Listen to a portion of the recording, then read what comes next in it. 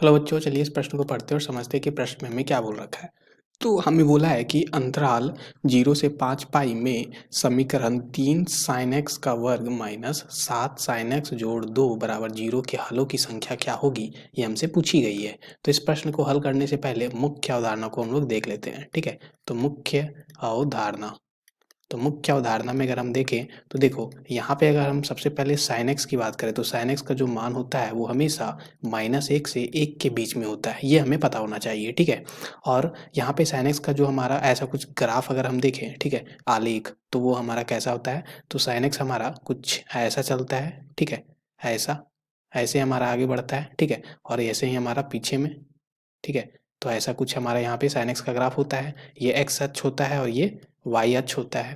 अब बात करते हैं यहाँ पे दिए गए समीकरण में, तो समीकरण हमारा क्या है, 3 साइन के घात 2x। ठीक है, फिर हमारा क्या है, -7 sin x minus 7 sine x जोड़ 2 बराबर 0, ऐसा कुछ है हमारा। ठीक है, अब यहाँ से अगर हम देखें तो ये हमारा क्या हो जाएगा, ये देखो ये हो जाएगा 3 साइन के घात 2x।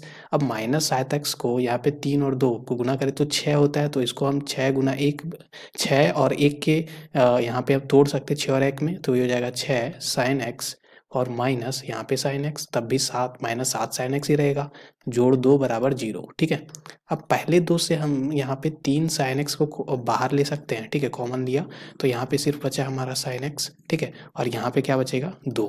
अब यहाँ से हम -1 को बाहर लेते हैं तो यहाँ पे बचेगा साइन एक्स -2 बराबर 0। ठीक है, तो यहाँ से हमारा क्या आ जाएगा, साइन एक्स -2, और ये हमारा क्या हो जाएगा यहाँ से, तो 3 साइन एक्स -1 बराबर 0। ठीक है, तो यहाँ से अगर हम देखें तो एक तो साइन एक्स -2 0 हो सकता है, या यहाँ पे 3 साइन एक्स -1 0 हो सकता है। तो यहाँ से हम देखें तो साइन एक्स बराबर क्या आ गया, 2। ठीक है, और यहाँ से क्या आ गया हमारा, तो साइन एक्स बराबर 1/3। अब देखो यहाँ पे साइन एक्स बराबर 2 हो नहीं सकता, क्यों, क्योंकि हमें पता है कि साइन एक्स का जो मान है वो -1 से 1 के बीच हमेशा होता है, तो इसलिए हो नहीं सकता। अब साइन एक्स बराबर 1/3 बचा, तो यहाँ से अगर देखें तो साइन एक्स जो है वो 1/3 है। ठीक है, और हमें किस अंतराल में देखना है, तो 0 से 5 पाई के अंतराल में। ठीक है, अब बनाते हैं हम यहाँ पे ग्राफ किसका, साइन एक्स का पहले। ठीक है, तो यहाँ पे साइन एक्स का अगर हम, ये एक्स अक्ष है, ये वाई अक्ष है, तो ये हो गया हमारा कुछ ऐसा ग्राफ चलता है। ठीक है, तो ये हो गया हमारा ग्राफ, कुछ ऐसा हमारा ग्राफ चलेगा।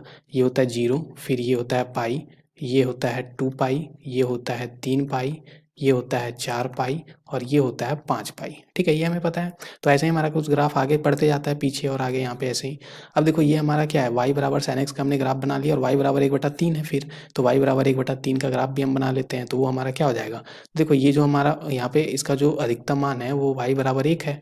अब 1/3 जो होगा वो 0 और 1 के बीच में ही होगा, तो 0 1 के बीच में 1/3 हमारा कहीं पे यहाँ पे होगा। ठीक है, ऐसा कुछ होगा हमारा, मान लो, तो ऐसा कुछ हमारा यहाँ पे चल रहा होगा, तो ये हमारा 1/3 का, y बराबर 1/3 का ग्राफ हो गया। अब देखो कितने बार इसको कट किया है, तो 1 बार, यहाँ 2 बार, फिर 3 बार, फिर 4 बार, फिर 5 बार, फिर 6 बार, तो 6 बार कट किया है। तो इसका मतलब यहाँ पे क्या है, 6 बार कट किया है, तो दिए गए समीकरण का हमारा 6 हल हो जाएगा। ठीक है, तो 0 से 5 पाई में हमारा क्या हो जाएगा, यहाँ पे 6 हल हो जाएगा, यानी दिए गए विकल्पों में तीसरा विकल्प सही विकल्प हो जाएगा। आशा करते हैं आपको इस प्रश्न का हल समझ में आ गया होगा। धन्यवाद बच्चों।